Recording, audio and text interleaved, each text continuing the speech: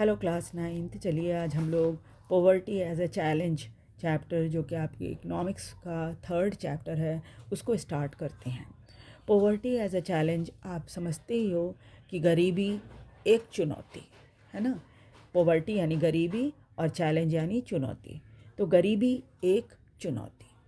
चलिए आगे देखते हैं चैप्टर में क्या क्या चीज़ें आपको पढ़नी हैं। पहले ओवरव्यू देख लेते हैं चैप्टर का। This chapter deals with one of the most difficult challenges faced by independent India, poverty. इस चैप्टर के बारे में सबसे मतलब महत्वपूर्ण जो एक चैलेंज है, सबसे डिफ़िकल्ट चैलेंज, अगर कठिन चैलेंज जो भारत के स्वतंत्र होने के बाद भारत को फेस करनी पड़ी थी, उसको वो है गरीबी। After discussing this multi-dimensional problem through example, this chapter discusses the way poverty is seen in social science. उसके हम इसके बारे में बहुत सारी बातें डिटेल में पढ़ेंगे। कितने कितने पक्ष होते हैं, मल्टी डायमेंशनल होता है। गरीबी बहुत तरह की होती है ना, जिसके कई डायमेंशन हो, कई रूप हो, कई तरीके हों, है ना। तो क्या है कि ये मल्टी डायमेंशनल प्रॉब्लम है, और साथ ही साथ क्या है, इसको हम उदाहरण से समझने की कोशिश करेंगे। और जैसे जैसे चैप्टर आगे बढ़ेगा वैसे वैसे हम ये भी देखेंगे कि सोशल साइंस में या इकोनॉमिक्स में या आप जो समाज शास्त्र है उसमें आप गरीबी को किस रूप में देखते हो। Poverty trends in India. Poverty जो है वो हमेशा ही ट्रेंड करती रहती है भारत में। किसी न किसी रूप में आपको पॉवर्टी देखने के लिए मिल जाएगी, गरीबी देखने के लिए मिल जाएगी। And the world are illustrated through the concept of poverty line. और दुनिया भर, ऐसा नहीं है कि सिर्फ भारत में ही गरीबी है, दुनिया के कई देशों में गरीबी है। और इसको समझने के लिए सरकार ने क्या किया, कैसे फ़र्क पता लगाएंगे कौन गरीब है कौन अमीर। तो एक तरीका निकाला गया है जिसको पॉवर्टी लाइन कहा जाता है। एक लाइन खींच दी गई है किसको हम गरीबी रेखा से ऊपर और किसको गरीबी रेखा से नीचे समझेंगे। कॉजेज ऑफ पॉवर्टी, सबसे पहले तो कारण पॉवर्टी या गरीबी का क्या है, as well as anti poverty measures taken by the government are also discussed. और इसमें हम गरीबी को दूर करने के लिए सरकार द्वारा उठाए गए कदमों के बारे में भी पढ़ेंगे इस चैप्टर में। The chapter ends with broadening the official concept of poverty into human poverty. इसके अलावा इस चैप्टर के अंत में हम ये देखेंगे, उसका थोड़ा सा ज़्यादा बड़े रूप में हम देखेंगे कि ऑफिशियल कंसेप्ट पॉवर्टी का क्या होता है और कैसे ये जो पॉवर्टी है वो एक ह्यूमन पॉवर्टी के रूप में देखा जाएगा, कि किस रूप में हम देखेंगे ह्यूमन पॉवर्टी को। इंट्रोडक्शन, अब हम देखेंगे थोड़ा सा इसका introduction. In our daily life we come across many people who we think are poor. रोज़मर्रा की ज़िंदगी में अक्सर हम ऐसे लोगों को देखते हैं जो कि हमें लगता है, हम सोचते हैं कि ये गरीब हैं। They could be landless labourer in villages. ये वो हो सकते हैं जिनके पास ज़मीन नहीं है, बिल्कुल जैसे गांव में आमतौर पे देखा जाता है, ऐसे मज़दूर जिनके पास कोई ज़मीन नहीं होती है। People living in overcrowded jhuggis in the city, या फिर शहरों में जो झुग्गी में रहने वाले लोग होते हैं, झोपड़पट्टियों में रहने वाले लोग होते हैं वो। They could be daily veg worker. इनमें से जो झुग्गियों में रहने वाले लोग हैं हो सकता है वो डेली वेज वर्कर हों, या फिर एट कंस्ट्रक्शन साइट, या फिर वो डेली वेज वर्कर हों जो कि कंस्ट्रक्शन साइट पे काम करते हैं, और या चाइल्ड वर्कर इन ढाबा। आपने देखा होगा कई बच्चे ऐसे होते हैं जो गरीबी के कारण क्या करते हैं, मजदूरी करते हैं, ऐसे बाल मजदूर कहा जाता है इनको। और ये आमतौर पे ढाबे में देखने के लिए आपको ज़रूर मिल जाएगा। ढाबे में अक्सर देखोगे बर्तन धोते हुए, आपको खाना परोसते हुए इस तरह के बच्चे आपको दिख जाएंगे।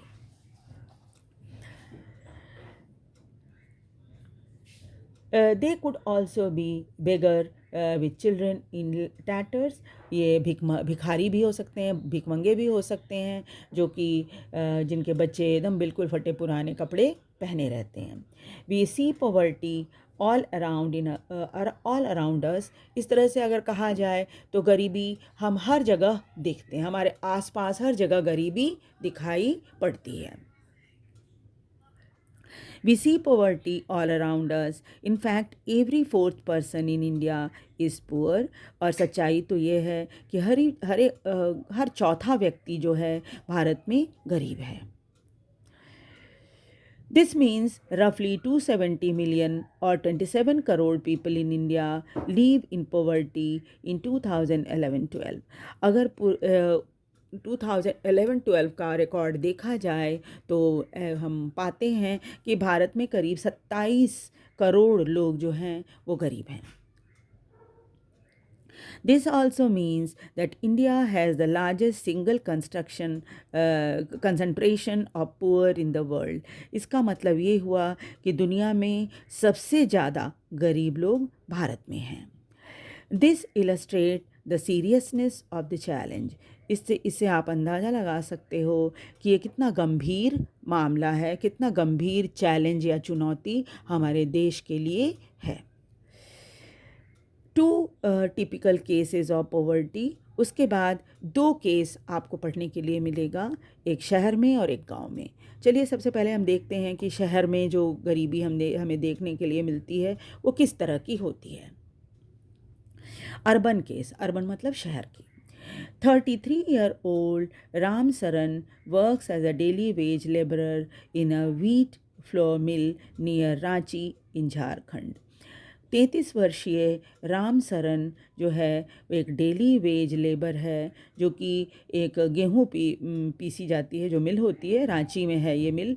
वो झारखंड स्टेट का नाम है और रांची शहर का नाम है. तो ये उस शहर में, रांची शहर में जो कि झारखंड में है, वहाँ पर एक गेहूँ पीसने वाली मिल में काम करता है. He managed to earn around 1,500 a month और उसे करीब 1,500 रुपया महीना मिलता है. When he finds employment, और ये तो डेली वेज वर्कर है, स्वाभाविक है इसको रोज़ काम तो मिलता नहीं है. तो जब काम मिलता है तो इसको 1,500 रुपया एक महीने में मिल जाता है. Which is not often. और ऐसा नहीं है कि उसको हमेशा काम मिल जाता है, उसको कभी कभी काम नहीं भी मिलता है. The money is not enough to sustain his family of 6 that include his wife, 4 children aged between 12 to 6 months. और ये पैसा काफ़ी नहीं है एक ऐसे बड़े परिवार को चलाने के लिए जिसमें 6 सदस्य हैं, जिसमें वो खुद है, उसकी पत्नी है, 4 बच्चे हैं जिनकी उम्र 12 वर्ष से लेकर 6 महीने के बीच है. He has to send money home to his old parents who live in village near Ramgarh. और इतना ही नहीं, 6 सदस्य वाले परिवार का खर्चा तो उठाना ही पड़ता है उसको. थोड़ा पैसा अपने माता पिता को भी भेजना पड़ता है जो कि गांव में रहते हैं. ये गांव कौन सा है? Ramgarh. His father is a landless labourer. इसके पिता भी एक भूमिहीन मजदूर हैं. Depend on Ram Saran. और काफ़ी हद तक राम सरन के ऊपर निर्भर हैं. And his brother who leaves इन हज़ारीबाग. वो राम सरन जो कि एक बेटा है और दूसरा एक और भाई है राम सरन का जो कि हजारीबाग में रहता है, उसके ऊपर निर्भर रहते हैं फॉर सस्टेनेंस, अपने जीवन यापन के लिए. Ram Saran lives in a one-room rented house in a crowded Basti in the outskirts of the city. Ram Saran जो है एक कमरे के किराए के मकान में रहता है जो कि बहुत ही भीड़ भरी बस्ती है एक, जो कि शहर के बिल्कुल किनारे में है, वहाँ पर है. It is temporary shack built with bricks and clay tiles.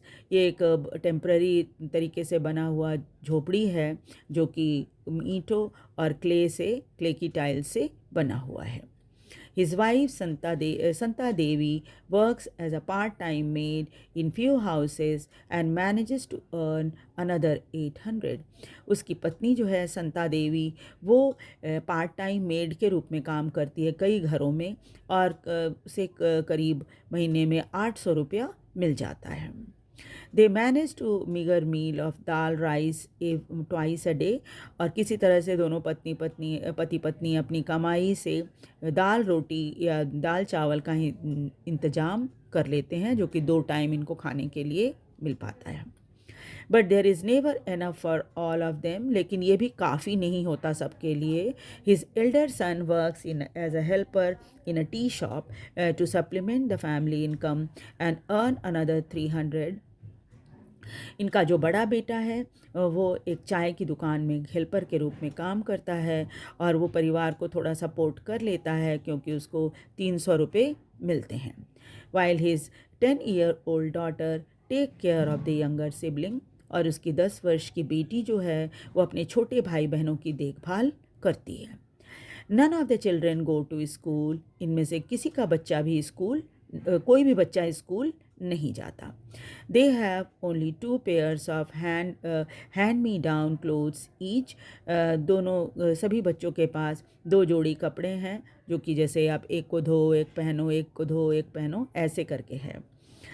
New one are brought only when the old clothes become unwearable. नए कपड़े तभी खरीदे जाते हैं जब पुराना कपड़ा जो है बिल्कुल पहनने के लायक नहीं रहता. शूज़ आर लग्जरी, जूते तो होते ही नहीं, वो लग्जरी है सिर्फ. मतलब कि बस आप सोच लो कि आपके पास जूते भी होने चाहिए, वो एक लग्जरी है, एक्स्ट्रा है वो.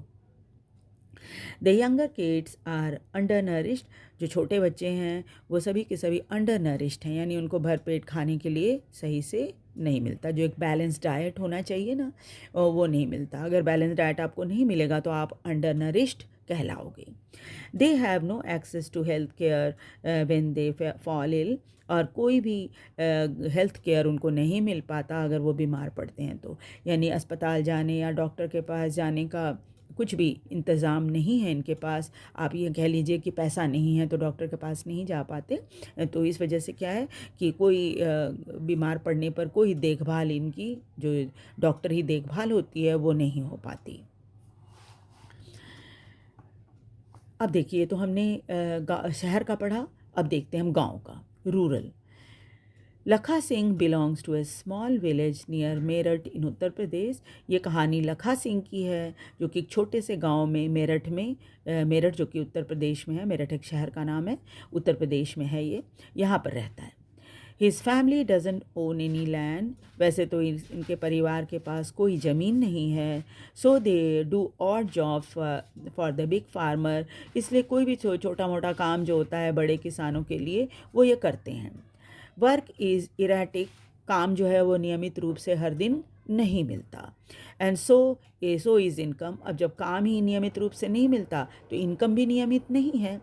Eight times they get paid ₹50 for a hard day's work, सारे दिन मेहनत से करने के बाद बस 50 रुपये इनको मिलते हैं.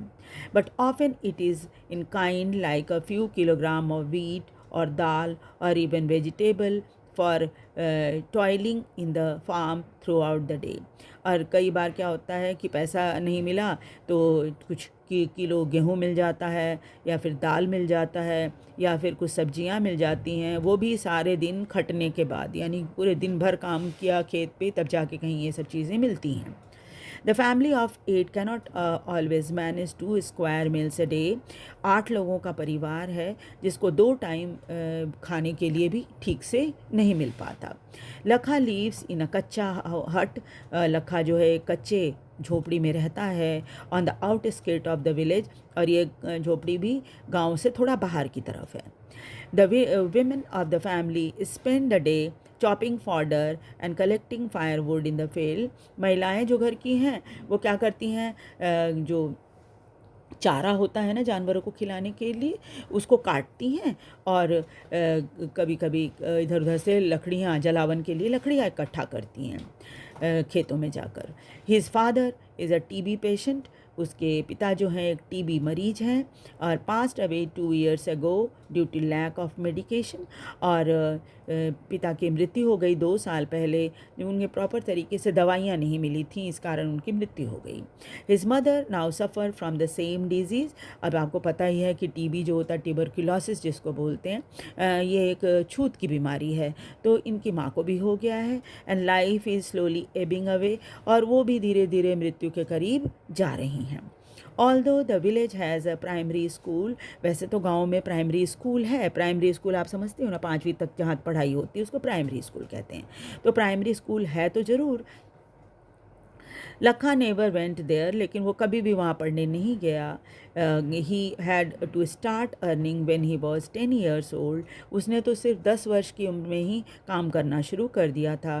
New clothes happen once in a few year. नए कपड़े अगर कहा जाए तो एक बार, कई सालों में एक बार आ जाता है। Even soap and oil are luxury for the family. और सोप यानी साबुन और तेल जो हम बालों में लगाते हैं, ये सब चीज़ें क्या है, लग्जरी है उनके लिए, मतलब बहुत ही अलग का खर्चा है, एक्स्ट्रा खर्चा है वो। ठीक है, तो ये तो 2 केसेस आपने देख लिए अर्बन और रूरल एरिया में। अब देखिए आगे। These two typical cases illustrate many dimension of the poverty। ये दोनों जो केसेस हैं ये क्या करते हैं, कई डायमेंशन, कई पक्ष जो है पॉवर्टी के, गरीबी के दिखाते हैं। They show that poverty means hunger and lack of shelter. गरीबी का मतलब होता है भूखा होना, रहने की व्यवस्था नहीं होना। It also is a situation in which parents are not able to send their children to school, or the situation where sick people cannot afford treatment। गरीबी का मतलब ये भी होता है कि बच्चे स्कूल नहीं जा पाते या पेरेंट उनको स्कूल नहीं भेज पाते। और साथ ही साथ क्या है, गरीबी का मतलब ये भी होता है कि जो बीमार लोग हैं उनके पास इतना पैसा नहीं होता कि इलाज वो करवा सकें। Poverty also means lack of clean water. गरीबी का मतलब है कि आपको साफ़ सुथरा पानी पीने के लिए नहीं मिलता। सैनिटेशन फैसिलिटी यानी टॉयलेट वगैरह की जो व्यवस्था होती है वो सुविधाएं आपको नहीं हैं। It also means lack of regular job at a minimum decent level.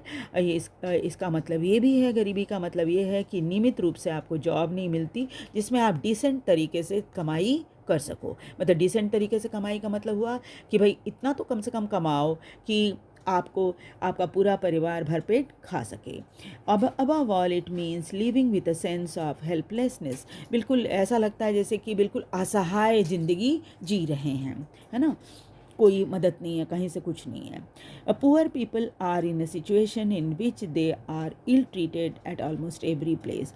और ये गरीब लोग हैं, ये ऐसी सिचुएशन में जब वो होते हैं तो जहाँ कहीं भी वो जाते हैं उनके साथ बड़ा ही बुरा बर्ताव किया जाता है।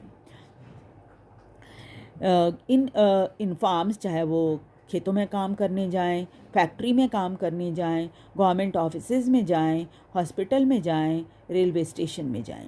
Obviously nobody would like to live in poverty.